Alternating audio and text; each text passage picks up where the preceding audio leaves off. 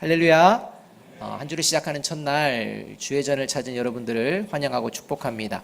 우리 옆에 있는 분들하고 서로 인사합니다. 하나님의 나라가 더 가까워졌습니다. 자, 이제 앞뒤에 있는 분들하고 또 인사합니다. 사랑합니다. 축복합니다.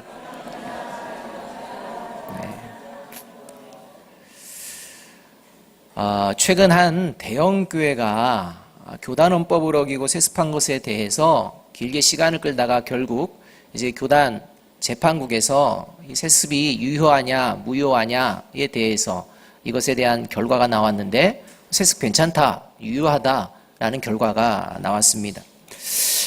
교단헌법을 어긴 것은 물론이지만 자신들이 결코 세습하지 않겠다라는 맹세까지 했었는데 시간이 흐른 뒤에는 지키지 않는 이 사건을 맡았던 이 재판국장은 이 재판을 법과 양심에 따라 재판한 결과라고 이야기를 했습니다.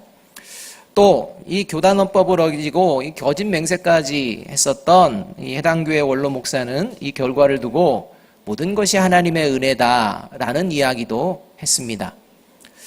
법과 양심을 버린 사람의 입에서 법과 양심을 따랐다는 말, 또 하나님의 이름을 망령되이 일컬은 바 되도록 이끌었던 사람의 입에서 하나님의 은혜라는 말이 이게 거부감도 없고 죄책감도 없이 이렇게 아주 자연스럽게 대중을 향해 이야기되어지는 이러한 모습을 보면서 참 개탄스러움을 금치 못하는 것이 현실입니다. 이런 마음을 가져서는 정말 안 되는데 그 상황을 처음 접했을 때, 그리고 제가 이 본문 말씀을 월요일 날 하나님이 주셔서 준비하고 있었는데 그 뒤에 그 결과를 보면서 마음이요, 솔직히 정말 몽둥이로 이렇게 두들겨주고 싶은 그런 마음이 생기면서 이 본문을 바꿀까 말까 이런 생각까지도 들었던 이 본문 말씀입니다. 얼마나 하나님을 우습게 알았다면 하나님의 이름 앞에서 그런 일들을 행할 수 있는지 참으로 이해할 수 없는 상황입니다. 이 일로 말미암아 교회와 또 신학생, 신학자, 정말 이것과 관련되어 있는 모든 것들을 놓고 이제 막 교단이 힘겨워지는 이런 일까지 벌어지는 사태까지 우리가 이르게 된 것입니다. 그런데 이와 같은 일이 이미 예수님 시대도 벌어졌음을 보여주는 사건이 바로 오늘 우리가 읽은 본문에 나온다는 것입니다. 그냥 어느 날 갑자기 이 상황이 벌어진 게 아니라 이미 2000년 전에도 이런 상황이 실제화되었음을 하나님께서는 말씀해 주고 있습니다. 성경에서 가장 추하고 가증스러운 부분, 이것을 하나 찍어서 하나 이야기해 본다면 저는 망설임 없이 주저함 없이 개인적으로 오늘 본문의 한 장면을 이야기합니다. 그게 48절 49절의 말씀입니다. 48절 49절은 이렇게 말씀합니다. 예수를 파는 자가 그들에게 군호를 짜 이르되 내가 입맞추는 자가 그이니 그를 잡으라 한지라. 곧 예수께 나와 랍비여 안녕하시옵니까 하고 입을 맞추니 라는 이 본문입니다. 이 장면은 가룟 유다가 예수님을 잡으려는 자들에게 예수님이 누군지를 알려주는 장면을 이제 기록하고 있는 말씀입니다. 예수님을 잡을 그 당시는 인적이 드문 곳이었습니다. 그리고 그곳은 밤이어서 이제 잘 분간이 못 되는 이런 상황이었습니다. 누가 예수님인지 정확히 분간을 할 수 없기에 가룟 유다는 예수님을 잡는 자들에게 예수님이 누군지 제자들과 헷갈리지 않도록, 사람들과 헷갈리지 않도록 예수님이 정확하게 누군지를 알려주기 위해 택한 방법이 무엇이었느냐? 예수님에게 나와 예수님의 얼굴에 입을 맞추는 것이었다는 것입니다. 여러분, 이 오늘 우리의 시대 가운데서도 입맞춤이라는 것, 이것은 그냥 형식적인 의미를 담은 것이 아닙니다. 이 유대인에게 있어도요, 입맞춤, 이거는 아주 소중한 의미가 담겨져 있습니다. 이 서로 입을 맞춘다는 이것은 상대방에 대한 사랑과 존경이 담겨져 있는 것입니다. 또 충성과 우정의 표시가 함께 담겨져 있는 것이 이것이 입맞춤입니다. 성경에서는 그래서 편지를 쓸 때마다 거룩한 입맞춤으로 문안하라 라는 말도 계속해서 언급하는 것을 볼 수가 있습니다. 이렇게 귀한 것이 입맞춤이라는 것입니다. 그런데 겉으로는 입을 맞추며 심지어는 랍비여 선생님 안녕하십니까? 라는 인사를 건네며 속으로는 예수님을 배신하고 팔아넘기는 이 장면, 얼마나 추하고 가증스러운 장면입니까? 사랑과 충성과 우정과 존경의 표현을 이제 다 버리고 이제는 버려버리는 배신의 그러한 모습으로 맞추는 이 입맞춤, 이것을 아시는 주님, 정말 저와 여러분이 주님의 입장이라면 얼마나 추하고 가증스럽고 속된 말로 뒤통수 한 대 얻어맞은 것 같은 이런 장면 아니겠습니까?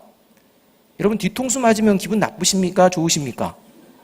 뒤통수 맞아서 기분 좋을 사람이 어디 있겠습니까? 그런데요, 정말 뒤통수를 맞은 것 같은 이러한 장면이라는 것입니다. 이런 가증스러운 자들의 특징은요, 항상 이렇게 가룟 유다와 같습니다. 특징이 뭐냐? 언제나 겉으로는요, 평화를 외칩니다. 정의를 외칩니다. 사랑을 말합니다. 그런데 속으로는요, 파멸과 불의와 탐욕으로 가득 차 있는 이런 모습이요, 가룟 유다와 같은 모습이라는 것입니다. 저는 지금 한국교회에 무리를 일으키고 있는 그 대형교회, 또 그것에 야합하는 또 이러한 사람들, 이러한 모습이 바로 예수님을 잡으러 온 가룟 유다와 이 대제사장과 장로들에게 파송된 무리와 똑같은 모습이라고 생각합니다. 이런 상황에서 예수님의 제자 중 하나, 요한복음에 따르면 베드로입니다. 예수님의 제자 중 하나가 이 장면을 보며 칼을 뽑습니다. 그리고 이 대제사장의 종의 귀를 쳐서 떨어뜨립니다. 어쩌면 이 모습, 그 상황 가운데에 지극히 당연한 행동이라고 생각되어질 수 있습니다. 저는 개인적으로 내려치려면 이 대제사장 종의 귀가 아니라 가룟 유다의 귀를 내리쳤어야 되는데 라는 생각도 한번 해보게 됩니다. 그런데 이런 장면을 보시며 예수님께서는 오늘 본문에 두 가지 우리도 하여금 당황스럽게 만드는 행동을 하신다는 것입니다. 그 첫째는 뭐냐면 자신을 배신하고 팔아넘기는 가증스러운 자의 입맞춤을 경험하시면서 가룟 유다를 향해 처음 내뱉으신 말씀이 친구여입니다. 무슨 친구입니까? 그러나 친구여라고 말씀하신다는 것입니다. 둘째로는 52절의 말씀인데요, 이 말씀을 함께 한번 읽어보겠습니다. 시작. 이에 예수께서 이르시되 내 칼을 도로 칼집에 꽂으라. 칼을 가지는 자는 다 칼로 망하느니라. 이 말씀입니다. 여러분, 지금 자신을 팔아 넘기는 책망받아 마땅한 자를 향해서는 친구여, 이렇게 이야기하시고, 예수님을 잡으러 온 자를 향해 예수님을 보호하고 싶은 그 마음, 그러한 느낌, 그러한 생각처럼 보여지는 이렇게 칼을 휘두르는, 어쩌면 칭찬받을 만한 이런 제자를 향해서는 오히려 책망하듯이 내 칼을 도로 칼집에 꽂으라. 이 말씀이 과연 저와 여러분이 예수님이라면, 또한 예수님의 제자라면 이 예수님의 말씀이 상식적으로 받아들일 수가 있겠느냐는 말입니다. 한국교회를 어지럽히는 이러한 상황들이 실제하고 있는 속에서 예수님께서 지금 말씀하시는 것입니다. 칼을 도로 칼집에 꽂으라 라는 겁니다. 비수를 세우지 말아라 라는 겁니다. 예수님의 이 말씀은 저와 여러분에게 도대체 뭘 말씀해 주시는 걸까요? 그냥 침묵하고 가만히 잠자코 있어. 하나님이 알아서 하실 테니 그냥 가만히 있어. 이런 얘기일까요? 그런 얘기가 아닙니다. 여러분, 이 말씀을요, 칼을 그냥 칼집에 항상 둬야 된다, 이런 말씀으로 생각해서는 안 됩니다. 따라서 오늘 예수님께서 칼을 도로 칼집에 꽂으라 라는 이 말씀은 이 본문 전체의 맥락에서 무엇을 말씀해 주시는지 우리가 알아야 되겠습니다. 예수님의 칼을 도로 칼집에 꽂으라 라는 말씀은 첫째, 무슨 말씀이냐? 주신 자유를 함부로 사용하지 말라라는 말씀입니다. 내게 주신 자유를 함부로 사용하는 것은 그리스도인이 아니라는 것입니다. 53절의 말씀을 함께 한번 읽어보겠습니다. 53절입니다. 시작. 너는 내가 내 아버지께 구하여 지금 12군단 더 되는 천사를 보내시게 할 수 없는 줄로 아느냐, 이렇게 말씀하십니다.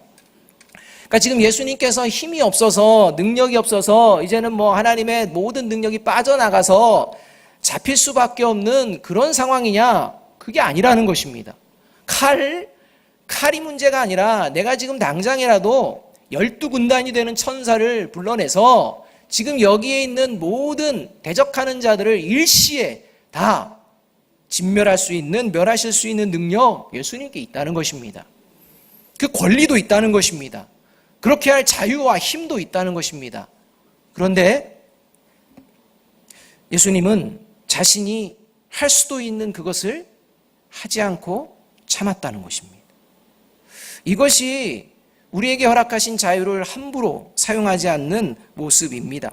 그래서 누가복음 22장 51절을 보면 예수님께서 제자들에게 이것까지 참으라, 이렇게 말씀하시는 것을 우리가 볼 수가 있게 됩니다. 하나님께서 우리에게 주신 축복 중에 축복 하나가 뭐냐? 바로 자유의지입니다. 로봇처럼 아무 생각 없이 그냥 하나님이 조정하는 존재가 아니라 하나님의 형상을 따라 하나님께서 원하시는 방법대로 판단하고 선택할 수 있는 이러한 능력을 허락하셨다는 것입니다. 자유롭게 선택해서 자유롭게 나아갈 수 있는 그 능력을 우리에게 부여해 주셨다는 것, 이것은 축복입니다. 분명한 축복이지만 이 축복이 저주의 모습으로 변질될 수가 있다는 것입니다. 이것을 말씀해 주시는 것이 저와 여러분이 잘 아는 선악과의 사건입니다. 창세기 2장을 보면 하나님께서 이제 에덴 동산을 창설하시고 아담과 하와를 두시고 나서 이 동산 중앙에 생명나무와 선악을 알게 하는 나무의 열매가 있는데 이 선악을 알게 하는 나무의 열매를 먹게 되면 반드시 죽게 된다, 이렇게 말씀하십니다. 먹게 되면 반드시 죽게 된다라는 것은 무슨 말씀입니까? 먹을 수 있다는 것입니다. 못 먹는다는 게 아닙니다. 먹을 수 있다는 것입니다. 먹을 수 있는 자유도 있고 먹지 않을 수 있는 자유도 있다는 것입니다. 근데 하나님께서 원하신 것은 먹지 않는 거다, 이렇게 말씀합니다. 이제 선택지는 아담과 하와에게 있는 것입니다.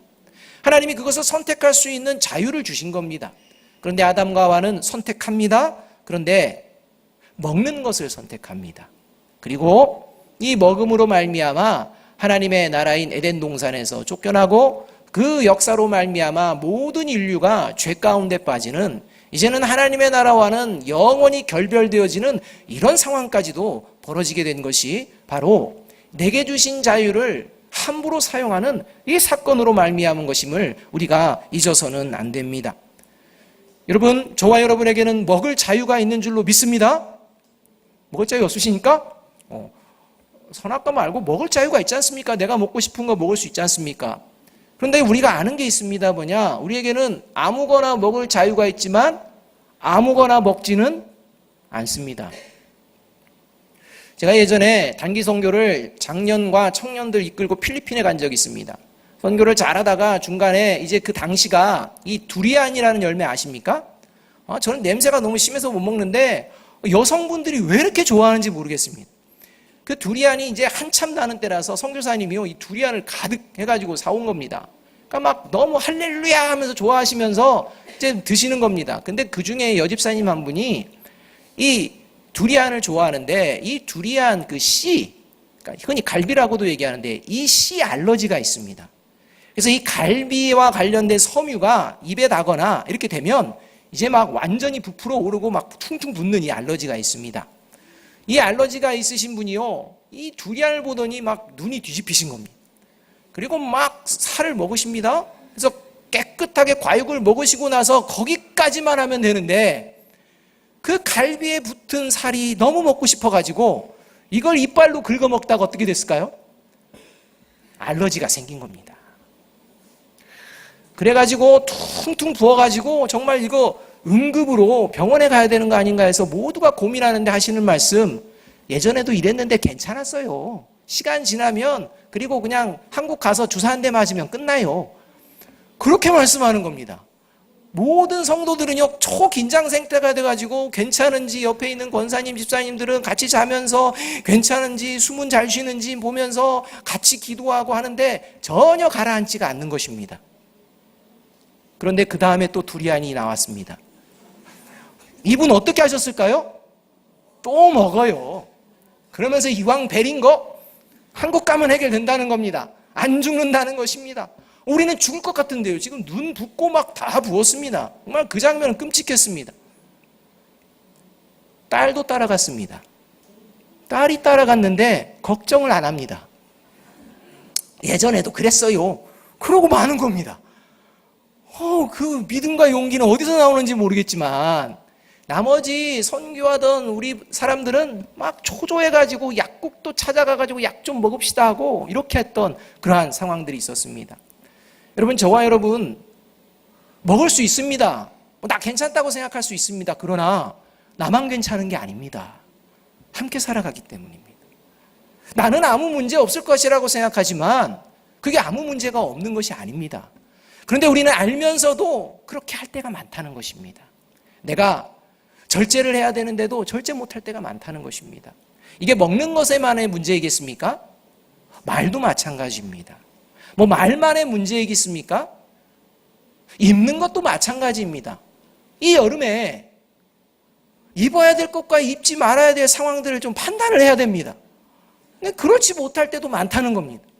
그러니까 입는 것도 마찬가지입니다. 또 뭐냐? 모이는 것도 마찬가지입니다. 모임, 자유롭게 모일 수 있습니다. 그런데 모여야 할 자리에 모여야지 모이지 말아야 될 자리에 나는 괜찮아 하면서 가면 그게 되겠습니까?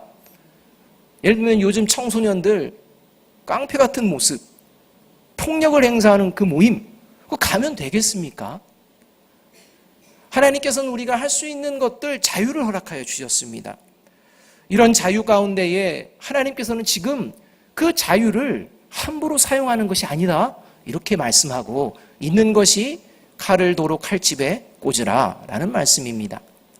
성 어거스틴이 이런 말을 했습니다. 하나님을 사랑하라 그리고 네 맘대로 해라 이겁니다. 여러분, 하나님 사랑하십니까? 그럼 맘대로 사십시오.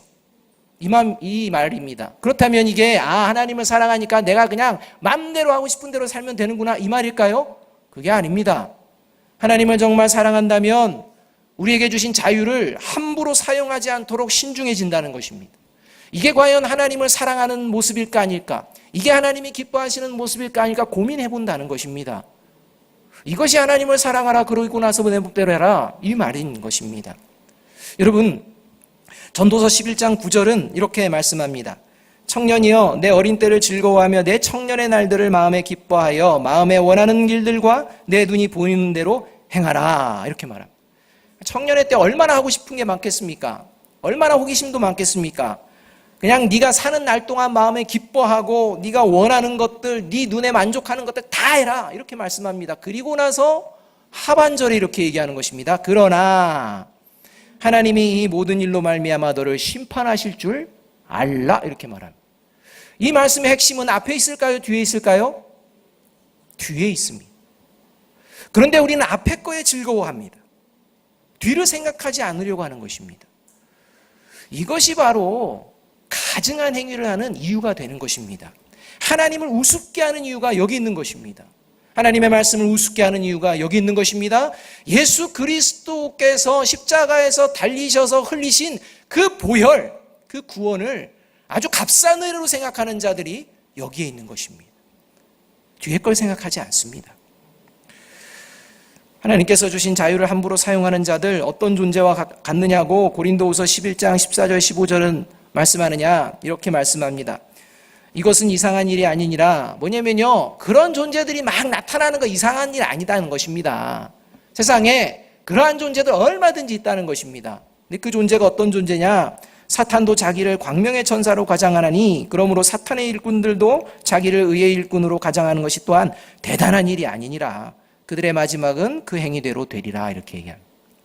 그러니까 겉으로는 뭐 광명한 천사처럼 사람들 보는 앞에서는 대단한 존재처럼 얘기하지만 그 속의 중심은 하나님의 의의 일꾼이 아니라 사탄의 일꾼으로서 변질되고 그곳에 빠져버린 이런 존재들이 보여지게 된다는 것입니다. 그리고 그 끝은 영원한 심판이라는 것입니다. 그리고 그러한 자들의 모습은 뭐냐? 자유를 그냥 자기 마음대로 하고 싶은 대로 쓴다는 것입니다. 이것이 오늘 주님께서 말씀하시는 것입니다. 서두에 말씀드린 대형교회가요, 만약에 교회의 안정과 화목을 위한다는 미명하에 헌법을 무시하고 하나님 앞에서의 맹세도 무시한 채 여전히 그리고 계속해서 한국 교회를 생각하며 고민하며 다시 거듭나기를 생각하지 않고 이걸 다 포기하고 회개하지 않을 때 하나님의 말씀처럼 반드시 맹렬한 심판이 그 가운데 임하게 됩니다. 여러분, 이 사실을 깨달아야 하는 것입니다. 이 일을 통해 이것을 이제는 그 교회만의 문제가 아니라 한국 교회 전체의 문제요, 저와 여러분의 문제, 저와 여러분의 교회의 문제라는 사실도 알아야 합니다. 과연 우리 교회는 이런 모습은 없는가? 하나님이 주신 자유를 가지고 그냥 절제하지 못하고 함부로 뭔가를 하는 이런 모습이 없다면 주님께서 지금 말씀하고 계시는 것입니다. 칼을 도로 칼집에 꽂으라 입니다. 자유를 함부로 쓰지 말자라고 말씀하는 것입니다. 하나님께서 주신 자유를 하나님을 사랑하는 마음으로 신중하고 귀히 사용하는 저와 여러분이 되기를 주님의 이름으로 축복합니다. 이것이 칼을 도로 칼집에 꽂으라는 이야기입니다. 둘째로 예수님께서 말씀하신 칼을 도로 칼집에 꽂으라라는 것은 뭐냐? 서로에게 선한 영향력을 끼치라는 것입니다. 서로에게 나쁜 존재, 적대적 존재가 되지 말고 서로에게 선한 영향력을 미치는 그런 존재가 되기 위해 힘쓰라는 것입니다. 하나님께서 주신 이 자유를 신중하게 사용한다는 것이 그런 의미입니다. 나에게도 유익이 되어지고 저에게도 유익이 되어지는 이런 모습으로 살아야 한다는 것입니다. 55절의 말씀을 함께 한번 읽어보겠습니다. 시작. 그때 예수께서 무리에게 말씀하시되 너희가 강도를 잡는 것 같이 칼과 몽치를 가지고 나를 잡으러 나왔느냐? 내가 날마다 성전에 앉아 가르쳤으되 너희가 나를 잡지 아니하였도다. 예수님께서 이 사건 전에는 여기에 나온 무리들을 포함해서 유대인들이 성전 안에서 예수님의 말씀을 들으며 놀라며 감탄하며 또는 이 예수님의 모습을 보면서 감히 나쁜 마음을 품지를 못했습니다. 아니, 나쁜 행동을 하지 못했습니다. 그러면서 그 안에서 예수님이 누구신지를 더 깊이 알아가는 존재도 생겼고 이 영향으로 말미암아 죄인이 회개하고 돌아오는 놀라운 역사들도 벌어지는 이러한 선한 영향력이 벌어지고 있는 이런 상황들이었습니다. 그런데 지금 상황은 이제 완전히 적대적인 상황이 되어버렸습니다. 특별히 그 중심에 누가 있는 것입니까? 가룟 유다가 있는 거예요. 3년 동안 예수님을 따랐습니다. 3년 동안 예수님을 보면서 정말 예수님이야말로 이 민족의 구원자이시고 이 민족을 이끌어갈 지도자이시고 이분을 따라가면 뭔가를 이룰 수 있다. 우리에게 소망과 꿈이 있어. 나도 이제는 포기하지 않고 이분을 따라가야지 라고 하며 3년을 쫓아오는 것입니다. 그 가운데에 가룟 유다가 처음부터 예수님을 내가 팔 거야. 난 예수님을 배반할 거야. 이렇게 마음 먹었을까요? 그렇지 않습니다. 전혀 그런 생각이 없었는데 1년이 지나고 2년이 지나고 3년이 지나며 예수님의 말씀을 듣는 그 순간 자신의 뜻과 자신의 생각과 멀어지는 것들을 발견하게 되는 것입니다. 내가 원하지 않는 것들에 대한 것들을 보게 되는 것입니다. 그래서 예수님과의 좋은 관계, 예수님과의 그토록 애정의 관계, 우정의 관계, 존경의 관계, 이 관계를 다 내팽겨 쳐버리고 이제는 결국 거짓과 악한 자들과 야합해버리고 예수님을 공격하는 존재로 전락해버린 것이 오늘 이 장면입니다. 여러분, 이런 모습이 교회 공동체에서 일어나서는 안 됩니다. 예수 그리스도의 십자가의 보혈을 의지하며 모였습니다. 모여서 이제 신앙생활 합니다. 그런데 가룟 유다와 같이 변질되어서는 안 된다는 것입니다. 내 마음에 안 들고 내 생각과 다르고 내가 원하는 대로 되지 않고 내 뜻대로 따르지 못해서 이런 일들로 말미암아 그냥 그런가 보다 하면 좋은데 이제는요 그것이 공격성을 띠게 됩니다. 서로 물고 뜯는 일들이 벌어지게 된다는 것입니다. 이 일에 관여된 자들은요 예수님을 잡으러 온 가룟 유다와 무리들과 동일한 것입니다.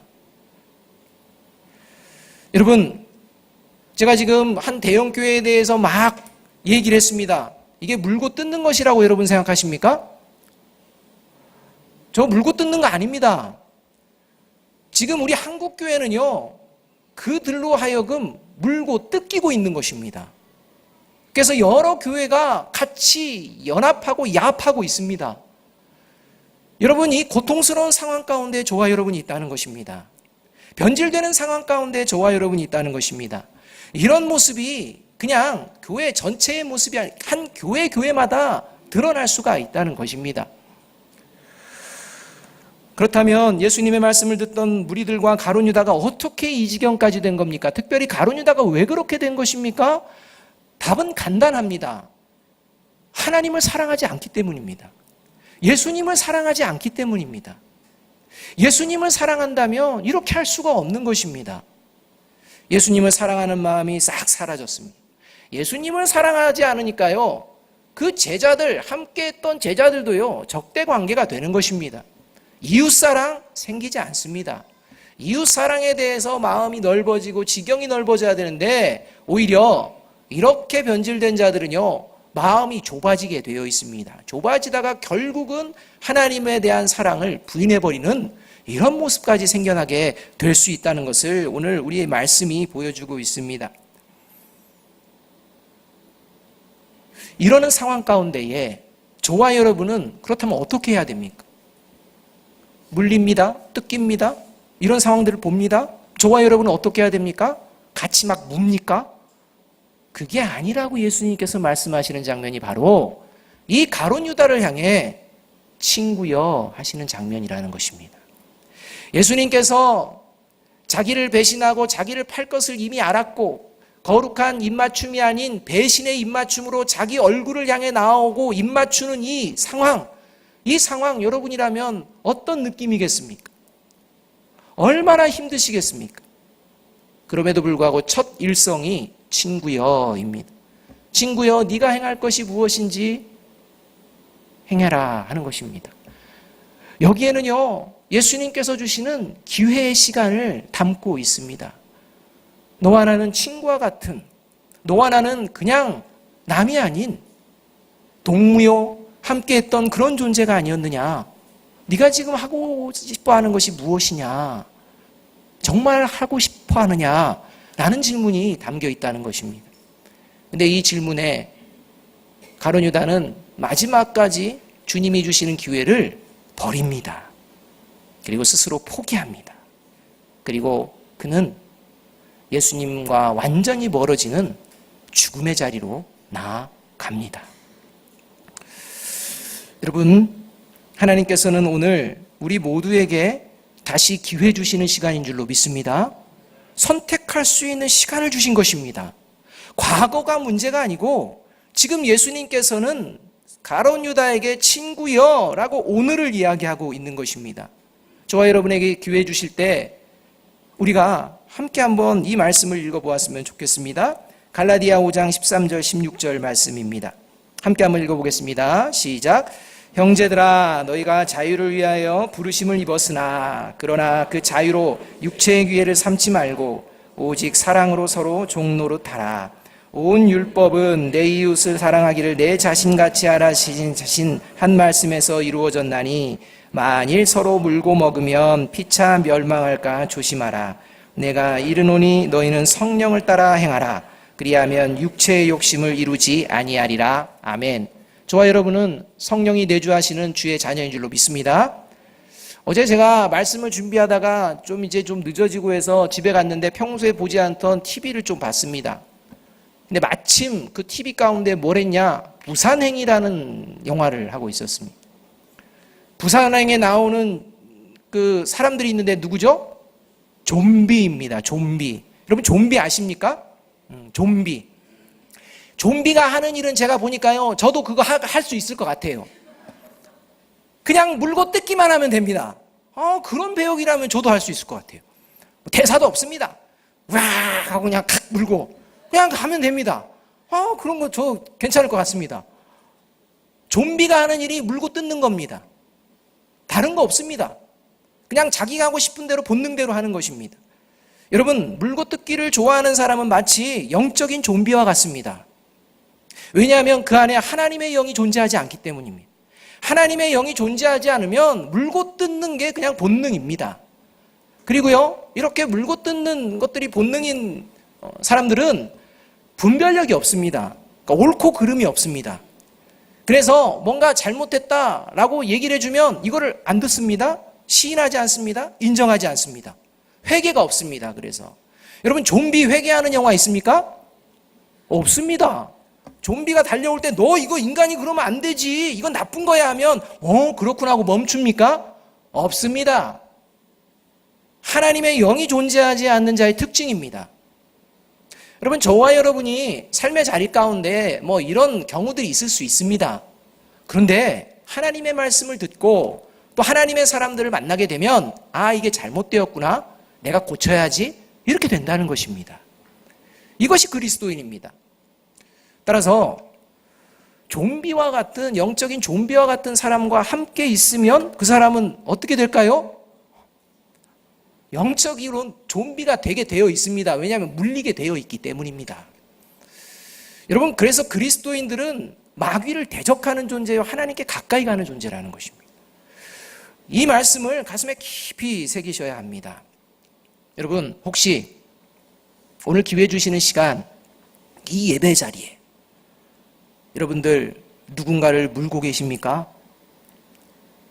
누군가를 막 뜯고 싶으십니까?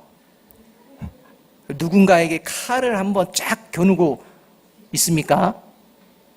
예수님이 말씀하시는 것입니다. 칼, 도로, 칼집에 좀 꽂아라. 그 일 행하는 게 과연 내가 기뻐하겠느냐, 친구여, 이렇게 말씀하고 있습니다. 여러분, 저와 여러분 잘못된 칼을 들고 있다면 예수 그리스도의 십자가 칼집에 꽂으시기 바랍니다.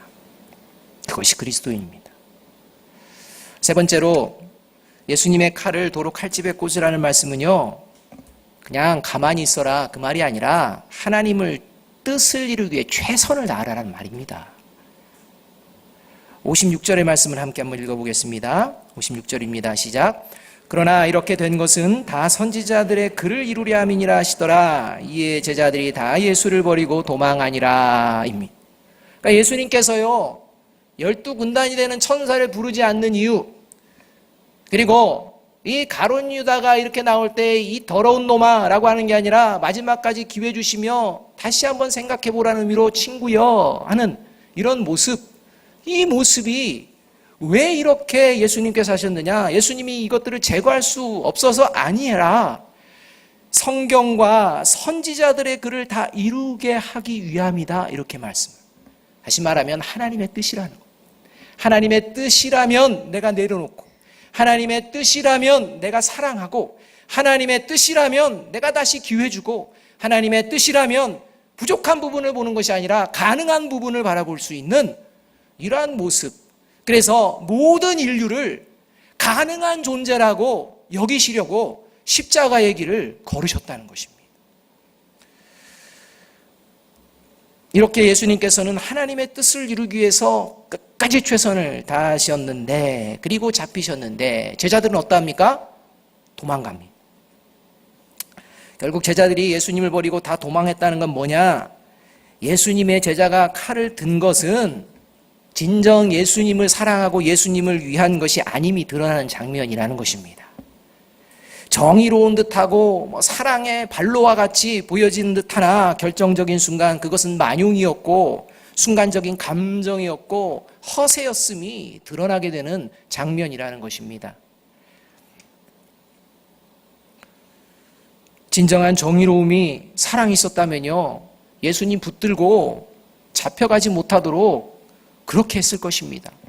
그들이 가지고 온 검과 몽치에 그냥 구타당하고 피를 흘리고 이런 모습이 있었을 것입니다. 그런데 그렇지 않았다는 겁니다. 그냥 다 도망가 버린 것입니다. 그러니까 칼을 들고 한 거, 그게 하나님 보시기에 전혀 기쁨이 되지 않는 모습이었다는 것입니다. 본인은 그게 낫다, 본인은 괜찮다고 생각했는지 모르지만 아니라는 겁니다. 한국교회를 대표하는 교회가 지금 타락하고 변질되고 아나무인처럼 지금 시간을 계속 끌어가면서 여기까지 오는 가운데에도 네로라 하는 이 한국을 대표하는 교회들의 정말 신앙의 원로와 같은 분들 중에 대부분이 이 사실에 대해서 침묵하고 있다는 겁니다.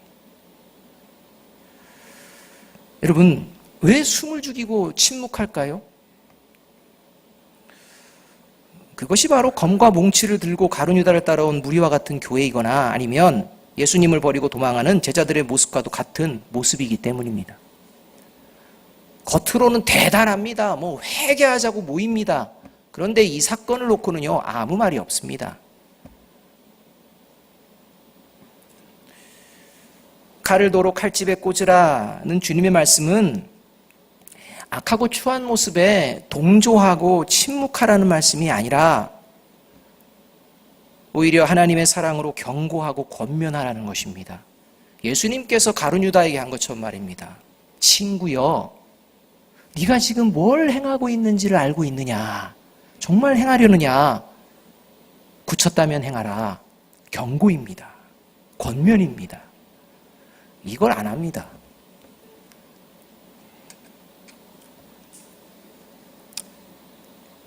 과연 이런 모습이 저와 여러분 이 한국교회 현실을 보며 애통해하며 정말 물린 것 같은 아픔, 이 아픔이 있는지 돌아보아야 합니다.